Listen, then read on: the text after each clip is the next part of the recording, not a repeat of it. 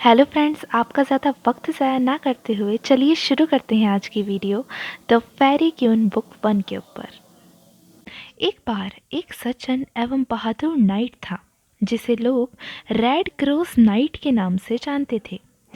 हथियारों से सुसज्जित तथा हाथ में ढाल लिए हुए वह अपने तेज परंतु मजबूत घोड़े पर सवारी कर चल रहा था। उसके नाम के अनुसार उसकी छाती पर रेड क्रॉस का निशान बना हुआ था। वह एक बहादुर एवं साहसी योद्धा था। कथनी एवं करनी दोनों में ही वह गंभीर व्यक्ति था।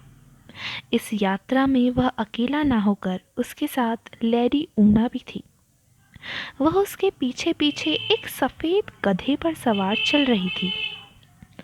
वह काले कपड़े पहने हुए थी तथा पर्दा उसके शरीर को ढके हुए था। वह एक विपत्तिग्रस्त युवती थी।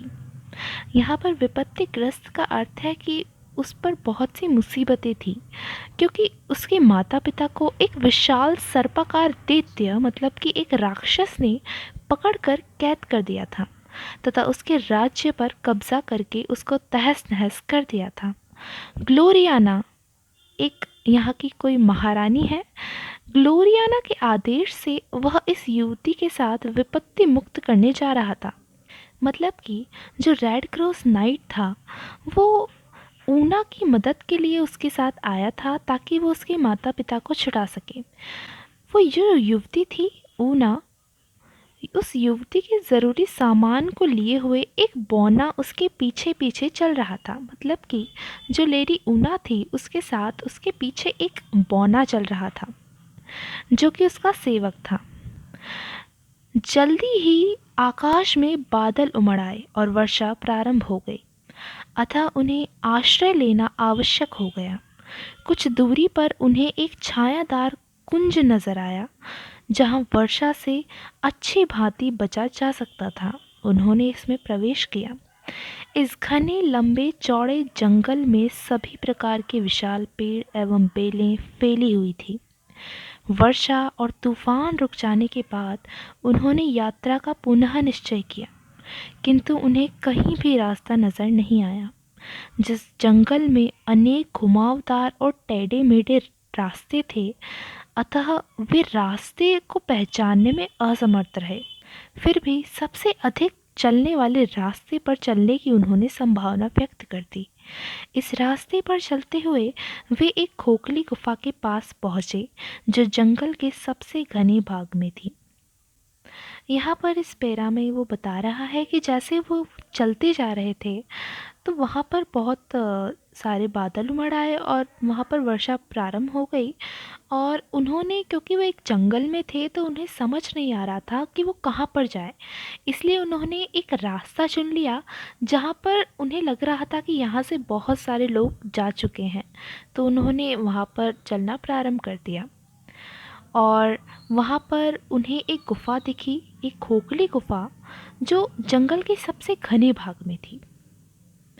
आगे है, जिज्ञासु नाइट उस स्थान की खोज के लिए वहीं उतर गया। ऊना ने नाइट को इस स्थान के विषय में चेतावनी देते हुए बताया कि वह एक दैत्य जिसका नाम है गलती का निवास स्थान था। इस दैत्य के प्रति परमात्मा एवं मनुष्य समान रूप से घृणा करते थे। अतः नाइट को वापस आने की उसने सलाह दी, जिसका पूर्ण समर्थन बौने ने किया। परंतु नाइट दृढ़ निश्चयी व्यक्ति होने से पीछे लौटना अपनी शान के खिलाफ समझता था। अतः गुफा में अपने कवच की धीमी रोशनी में आगे बढ़ता चला गया। अंदर जाकर उसने एक दैत्य को अंधेरे से भरी जगह में पड़े हुए पाया। यह एक अवश्य ही विचित्र जीव था। इसके शरीर का निचला भाग एक सांप के आकार का था तथा ऊपरी भाग एक स्त्री जैसा था। वह जंतु कुरूप, घिनौना एवं भयानक था। इसके बच्चे हजारों की संख्या में थे। इसके बच्चे इसके चारों ओर बिखरे हुए पड़े थे। धीमी रोशनी के होने से वे इतने भयभीत हो गए कि वे एकदम अपनी माँ के चौड़े खुले मुंह में रेंग कर प्रवेश कर गए। इसके बाद वह दैत्य भयावह, जिसका नाम है गलती, नाइट पर आक्रमण करने हेतु आगे आया। परंतु नाइट को हथियारों से लैस देखकर वो जो दैत्य थी, एक्चुअली बात यह है कि वो गलती जो राक्षस है मेल नहीं है, फीमेल है। तो आगे हम देखते हैं कि परंतु नाइट को हथियारों से लैस देखकर वो जो दैत्य है गलती मुड़ना चाहती थी, परंतु चतुर नाइट ने उसे मौका नहीं दिया और उसके सर पर सीधा वार कर दिया, जिससे वह क्षण भर के लिए बेहोश हो गई। इस कारण दैत्य क्रोध में उबल पड़ी और उछाले मारने लगी। उसने नाइट को अपनी पूंछ में लपेट लिया। इस कारण अब नाइट के हाथ पांव नहीं हिल सकते थे। कवि के शब्दों में वो कहना चाहते हैं कि गलती की अनंत श्रृंखला में बंधे मनुष्य की परमात्मा सहायता करे। इस पैरा में बताया गया है कि जो नाइट था वो जहाँ वो उस गुफा में पहुँच रहे थे तो उनको जो स्थान दिखाई दिया, वो नाइट उस स्थान में उस गुफा में जाना चाहता था, लेकिन जो ऊना थी, लेडी ऊना, उसने उसे चेतावनी दी और कहा कि वहाँ पर मत जाओ क्योंकि वो एक राक्षस की गुफा है जिसका नाम है गलती। लेकिन नाइट इसको अपने शान के खिलाफ समझता था कि वो किसी से डर जाए। उसने कहा कि मैं किसी से डर नहीं सकता, मुझे जाना होगा। लेडी ऊना ने उसे बहुत समझाया और बोने ने भी लेडी ऊना का साथ दिया, लेकिन उसने किसी की ना सुनी और वो गुफा के अंदर प्रवेश कर गया।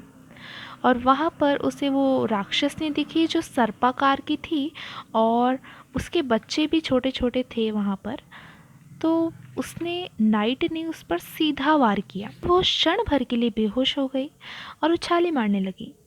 लेकिन उसने क्या किया कि उसने नाइट को अपनी पूंछ में लपेट लिया और अब नाइट अपने हाथ पांव भी नहीं हिला सकता था। तो आगे की स्टोरी के लिए हमारे साथ बने रहिए दोस्तों। और आपको ये स्टोरी कैसी लग रही है मुझे कमेंट करके ज़रूर बताइएगा प्लीज़। और इस स्टोरी को हम ऐसे ही पूरा करेंगे, एक एक पैरा में हम इसको पूरा करेंगे।